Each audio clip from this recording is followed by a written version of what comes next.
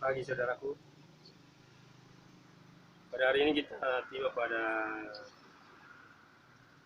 renungan tentang firman Tuhan, di mana pada hari ini tanggal 18 Mei 2020 kita tiba di Tesalonika pasal 4. Judulnya itu adalah nasihat supaya hidup kudus.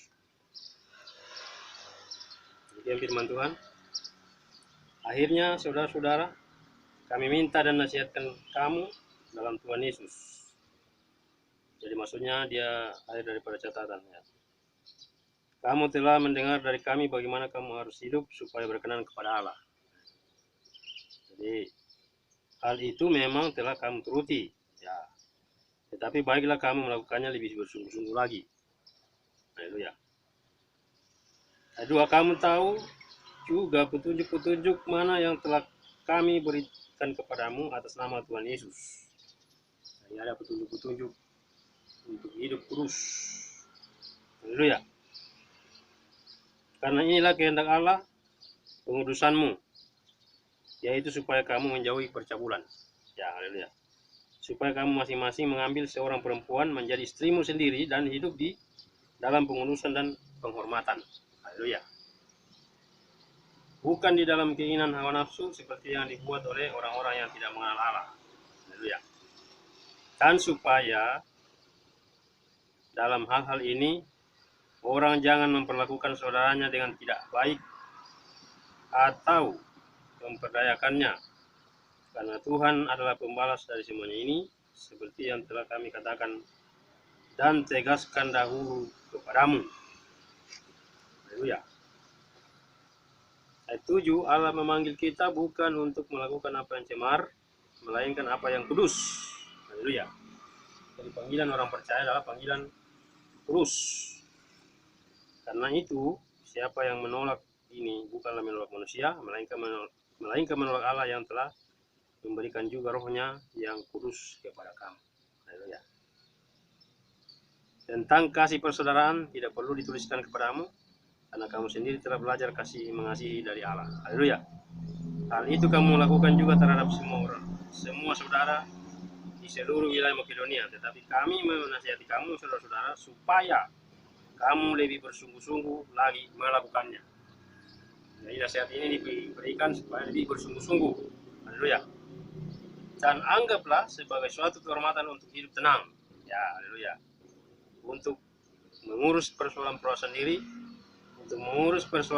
sendiri, dan bekerja dengan tangan seperti yang telah kami pesankan kepadamu. Sehingga kamu hidup sebagai orang-orang yang sopan di mata orang luar dan tidak bergantung pada mereka. Haleluya. Nah, inilah beberapa nasihat. Ya, selanjutnya katakan kedatangan Tuhan. Selanjutnya kami tidak mau saudara-saudara bahwa kamu tidak mengetahui tentang mereka yang telah meninggal, supaya kamu jangan berduka cita seperti orang-orang lain yang tidak mempunyai pengharapan. Haleluya. Karena jikalau kita percaya bahwa Yesus telah mati dan telah bangkit, maka kita percaya juga bahwa mereka yang telah meninggal dalam Yesus akan dikumpulkan Allah bersama Dia. Haleluya. Ini kami katakan kepadamu dengan firman Tuhan. Ya. Kita yang hidup yang masih tinggal sampai kedatangan Tuhan sekali-sekali tidak akan mendahului mereka yang telah meninggal. Katakan sekali tidak akan meninggal. Sebab pada waktu tanda diberi, yaitu pada waktu penghulu malaikat berseru dan sangkakala Allah berbunyi, maka Tuhan sendiri akan turun dari surga, dan mereka yang mati dalam Kristus akan lebih dahulu bangkit. Sesudah itu, kita yang hidup yang masih tinggal akan diangkat bersama-sama dengan mereka dalam awan menyongsong Tuhan di angkasa. Demikianlah kita akan selamanya bersama-sama dengan Tuhan. Karena itu, hiburkanlah seorang akan yang lain dengan perkataan-perkataan ini. Haleluya. Itulah nasihat firman Tuhan di dalam kitab Tesalonika pasal 4. Kalau kita melihat ini dua perikop, itu hidup kudus, nasihat hidup kudus dan berhubungan dengan kedatangan Tuhan. Haleluya. Hari-hari ini saudaraku, dunia sedang berlalu dengan segala keinginannya, dikatakan di Yakobus. Dunia ini sedang lenyap dengan segala keinginannya, tapi firman Tuhan dikatakan tetap kekal. Nah, nasihat firman Tuhan pada pagi hari ini menasihatkan untuk hidup kudus. Haleluya, hidup kudus dalam Tuhan, menjauhi percabulan. Kemudian dikatakan selanjutnya masalah kedatangan Tuhan, masalah orang yang meninggal. Tidak perlu berduka cita, haleluya. Karena kita tahu bahwa orang yang meninggal dalam Tuhan Yesus itu sudah pasti memiliki tempat, haleluya. Jadi betapa pentingnya hidup kudus di hadapan Tuhan saat hari-hari kita sedang menanti-nantikan Tuhan. Haleluya.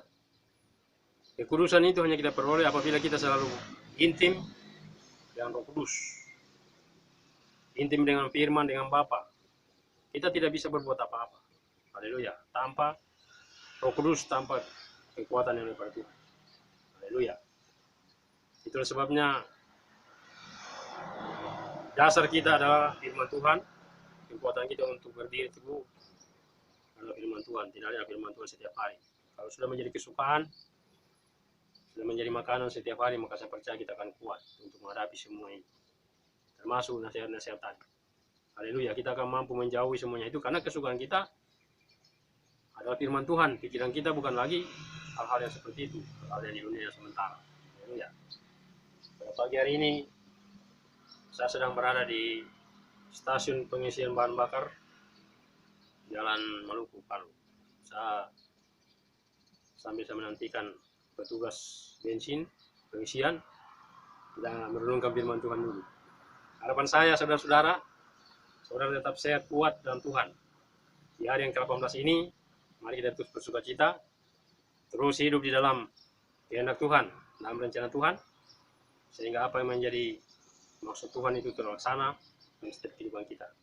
Karena saya di Tesalonika pasal 4 ini menasihatkan betapa pentingnya hidup kudus, haleluya, hidup kudus dan mengerti, ya, tahu tentang kedatangan Tuhan. Dikatakan tadi, pada waktu tanda diberi, haleluya, maka Tuhan sendiri akan turun. Saya diingatkan juga 5 garis yang bijaksana, 5 garis yang bodoh. Jadi kita harus bijaksana, menyiapkan kehidupan kita untuk mempersiapkan diri menyambut menyongsong mempelai. Hari-hari ini memang banyak pengajaran tentang kedatangan Tuhan, tapi bagi saya pribadi saya tidak mau pusing. Juga masalah antikris, masalah 66, banyak muncul penafsiran. Masalahnya bukan itu.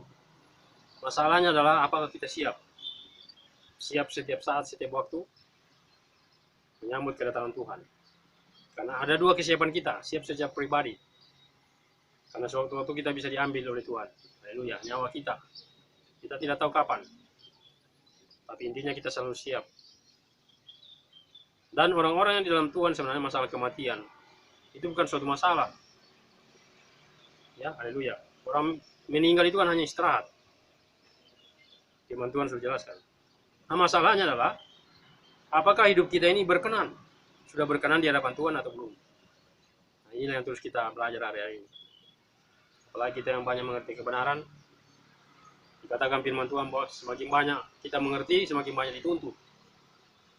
Memang tidak gampang, saudaraku, untuk mengikut Tuhan, untuk mempertahankan keselamatan yang Tuhan sudah kerjakan dalam kehidupan kita. Tapi intinya adalah apabila kita selalu dekat dengan Bapa, intim dengan Roh Kudus, dengan firman, kita kuat dengan firman, maka saya percaya kita akan mampu menghadapi semuanya sampai kedatangan Tuhan, sampai ajal menjemput kita, sampai Tuhan datang. Haleluya. Mari kita terus bersuka cita. Kita masih di tengah-tengah pandemi COVID-19. Saya sungguh percaya bahwa badai ini pasti berlalu. Haleluya. Kalau di kota saya mulai dari tadi malam saya perhatikan sudah mulai ramai. Berarti sudah kelonggaran sedikit. Sudah ada juga beberapa penerbangan. Jadi saudara-saudara, saya sudah katakan kemarin, saya merasakan dalam malam roh bahwa keadaan sudah mulai membaik. Nah, kita memang harus selalu punya pikiran yang positif.